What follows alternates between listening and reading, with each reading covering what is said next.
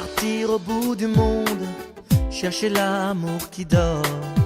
Les montagnes, les déserts ne pourront pas t'arrêter. Tout au fond de ton âme, y a une flamme qui s'endort, où la vie peut jaillir comme une étincelle de joie. Le soleil viendra, qu'importe le temps quand tu crois, la vie t'appartient. I believe, I believe it. Oh yeah, I believe it. Solo nati homo temati. I believe it. Una idea un poquito como yo. I believe it. I believe you. Ah d'accord, faites vite, on n'a pas beaucoup.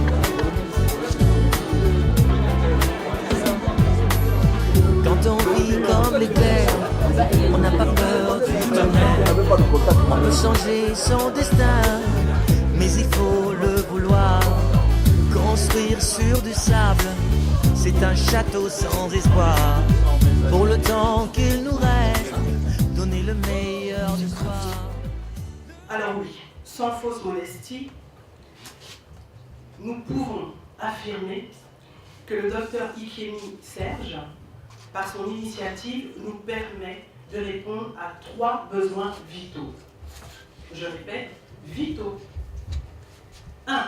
Le besoin d'appartenir à un groupe. Le groupe qu'aujourd'hui nous représentons. 2. Le besoin d'estime. Par l'échange de nos réflexions, nos idées et nos débats. 3. Enfin, le besoin de réalisation. Représenté par l'aspiration intrinsèque de voir un jour se réaliser en action concrète nos réflexions d'aujourd'hui. Alors, après avoir souligné l'importance du Café des Savoirs, il faut dire que c'est aujourd'hui, maintenant, que les penseurs de notre ère, les esprits de notre société et les acteurs de notre pays doivent être. Laissez-moi donc vous présenter le thème et le déroulement de la causerie débat de ce jour. L'approche genre, historicité et avenir en thème. Et je me réjouis déjà parce que nous avons fait connaissance de voir la composition de nos orateurs, ici oratrices, et de nos intervenants. 4 temps forts seront observés. En un, à l'instar de Madame Ramayad, créatrice du club de réflexion Allons enfants, ou Monsieur Christian Saint-Étienne, créateur du club de réflexion Génération Citoyenne, Monsieur le docteur Ikemi, créateur du Café du Savoir, viendra pour le mot de circonstance. En 2, nous aurons respectivement comme oratrice Madame Virginie Ndesabeka, universitaire, qui nous éclairera sur l'historicité de l'approche genre. Madame Nadège Zoula, du PNUD, pour l'avenir de l'approche genre. Madame Emmanuelle Adouki, universitaire, se penchera sur le cadre institutionnel en faveur de la femme congolaise. Les précautions oratoires sont sous la haute vigilance de notre modératrice, Madame Scholastique Djanzinga, universitaire. En 3, Mesdames Milambou Jocelyne, Mambouniali Aimé, Gisèle Dello, Sika Joséphine et Monsieur Lefouba Grégoire apporteront leur témoignage. En 4, nous ouvrirons la séance de causerie débat. Suivra à cela une collation qui se tiendra en 2 lieux, ensemble sous les chapiteaux, et pour nos oratrices et intervenants, en salle, un petit peu plus loin. Tout de suite, le mot de circonstance du docteur Ikemi. Merci. On peut applaudir la maman.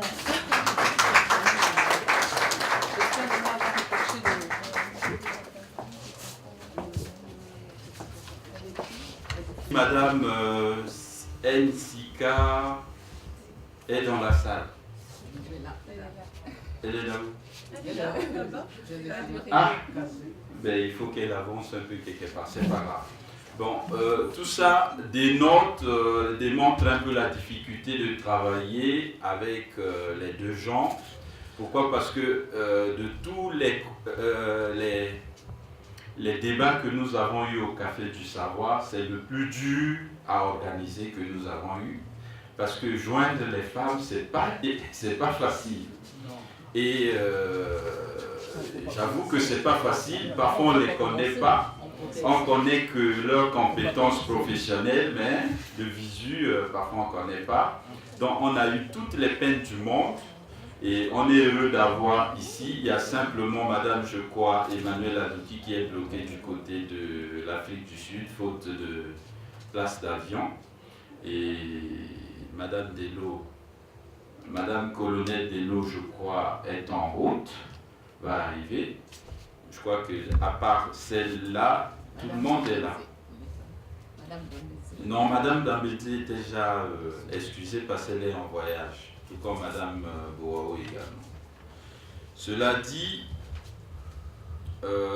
Monsieur et Madame les ministres, chers collègues universitaires, Mesdames et Messieurs, distingués invités et chers amis du savoir et de la connaissance, au nom du comité scientifique du cercle de réflexion Le Café du Savoir, je vous salue et je vous souhaite la bienvenue dans cet espace de débat que nous appelons affectueusement le rendez-vous du bon sens et de la connaissance, le Café du Savoir.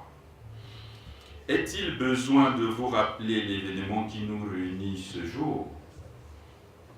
Eh bien, comme vous le savez, les acteurs, pour ne pas dire les actrices, ça sera les dames. Nous voulons faire honneur aux dames, à nos mamans. Dans quelques jours va arriver le mois et le 8 mars, fête de la femme.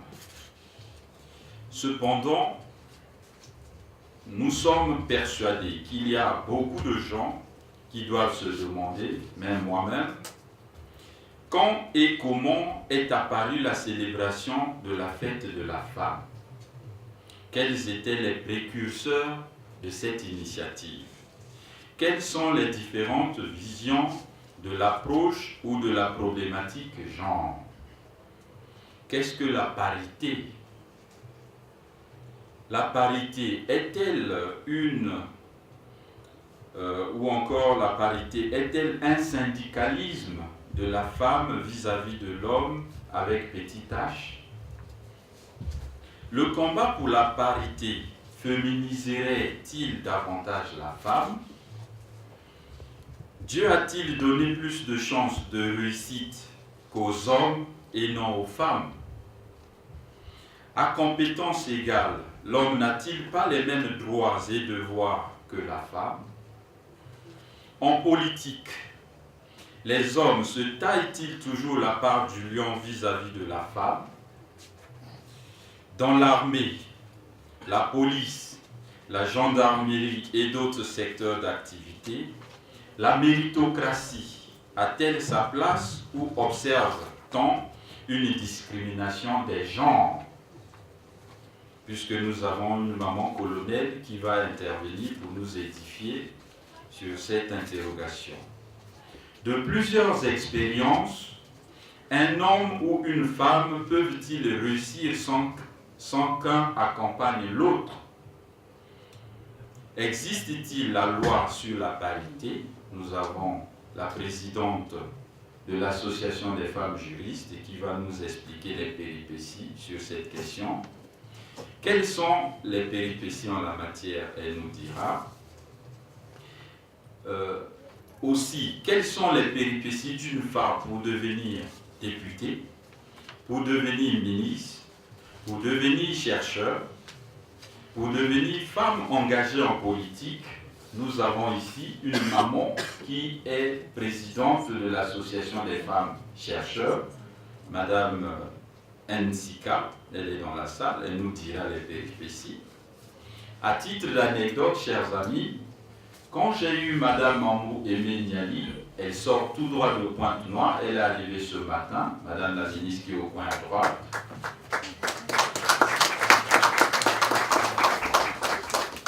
C'était difficile parce qu'on gérait tout avec elle au téléphone. Et elle ne savait pas qui était au bout du fil. Et il fallait trouver l'angle par lequel elle devait faire son intervention. Et dans la causerie, je lui ai dit, non maman, vous êtes première femme bachelière du Congo. Vous êtes parmi les premières femmes députées du Congo. À 2 reprises, vous avez été ministre dans la République du Congo. Donc vous avez roulé votre bosse et vous avez une petite expérience à partager aux jeunes dames.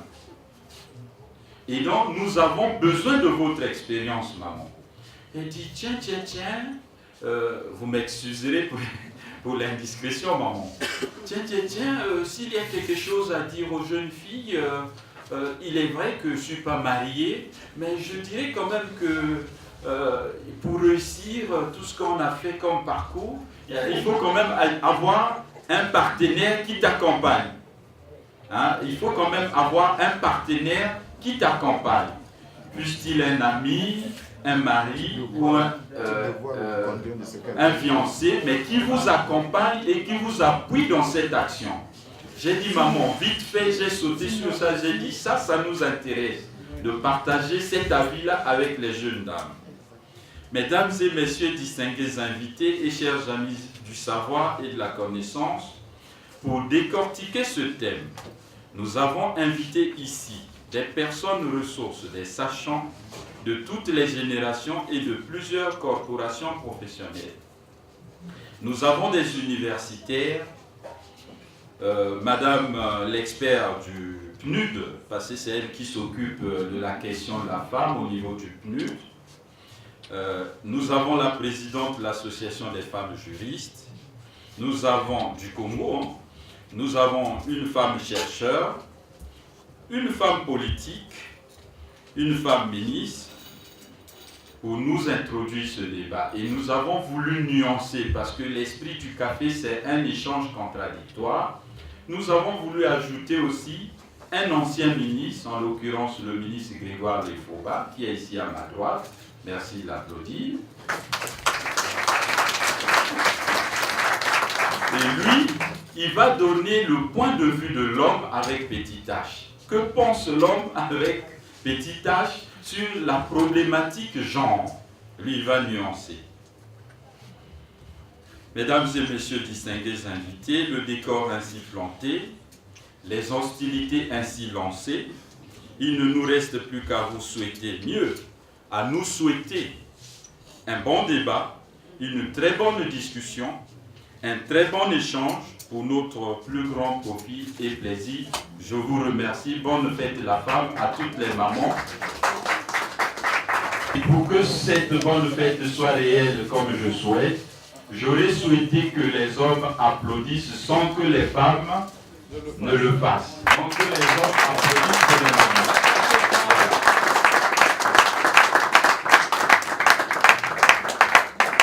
Honneur à nos mamans.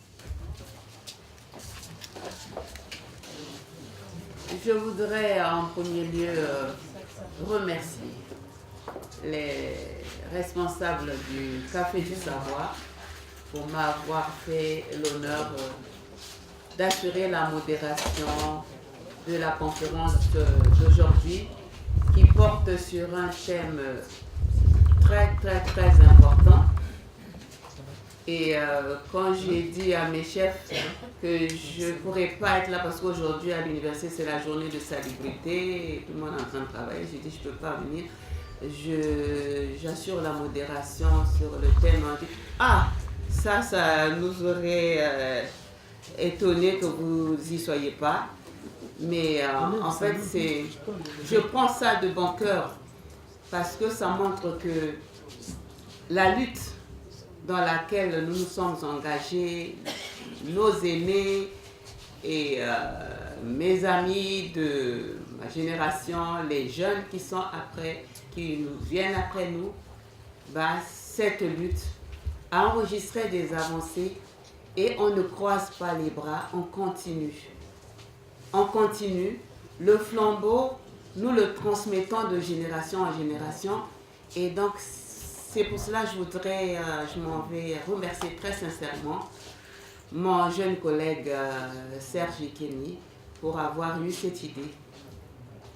Et nous allons débattre sur cette question d'approche genre. L'approche genre, c'est en fait un processus aussi. On ne peut pas parler d'approche genre sans partir du féminisme. Et une fois, j'étais à une conférence, il y a une dame qui a commencé par fustiger les féministes. J'ai dit non. Sans les féministes, nous ne serons pas là en train de parler du genre. C'est une autre étape. La donne a changé. C'est vrai, on se rappellera pour peut-être Madame la ministre et d'autres grandes sœurs qui sont dans la salle. En 1971, Michel Polnareff chantait « Je suis un homme, quoi de plus naturel ?» En somme, ah oui, il affirmait. Mais en même temps, à l'époque, les féministes, notamment les militantes du mouvement de libération de la femme, avaient pour devise, enfin scandé généralement « Je suis une femme, pourquoi pas vous ?» Donc, débat de culture, nature. Et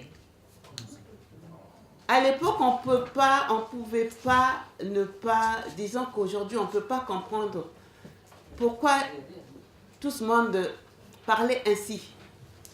Mais en fait, à l'époque, aujourd'hui, les choses se passent un peu plus facilement, surtout dans notre pays. Mais ce fut un combat. Le 8 mars, on en parlera. Mais il y a des femmes qui ont perdu leur vie parce qu'elles ont cru en quelque chose. Et c'est vrai, dans les années 70, les féministes organisaient des réunions sur les femmes, sur les problèmes des femmes. Et c'était des réunions non mixtes. Mais aujourd'hui, vous êtes là, hommes et femmes, donc la donne a changé. Et ce n'est pas un vain mot que de dire il y a eu des avancées. Et l'approche genre contribue peut-être à traduire ces avancées. Nous allons en débattre. Mais ce qui est sûr, c'est que par rapport aux problèmes des années 70, notamment, parce que c'est là où le féminisme avait atteint vraiment son apogée, on n'en est plus là. On n'en est plus là. Beaucoup d'eau a coulé sous les ponts. Beaucoup de progrès ont été réalisés. Moi qui suis enseignante à l'université, le nombre de jeunes filles qui sont, Madame la ministre est là, peut témoigner que dans les années 50, il y en avait combien? Il y en avait combien? Mais aujourd'hui, elles sont là. La problématique évolue.